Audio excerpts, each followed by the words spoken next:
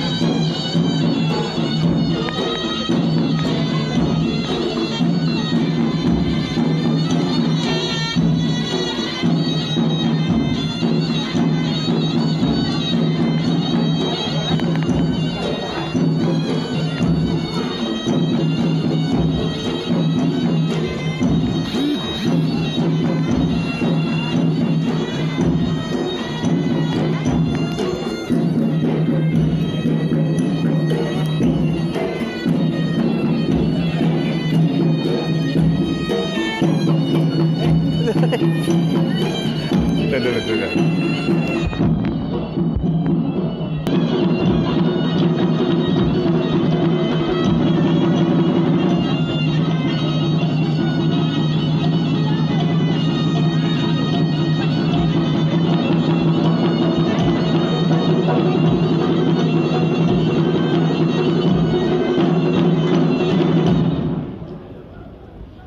Saat ini kita saksikan kedua mempelai dengan segala kebahagiaan. Selanjutnya Ananda Alia akan memohon doa restu kepada bunda dan ayah yang tercinta. Tentu juga didampingi oleh suaminya yang tercinta, Ananda Muhammad Kurniawan akan memohon doa restu kepada bunda dan ayah yang tercinta.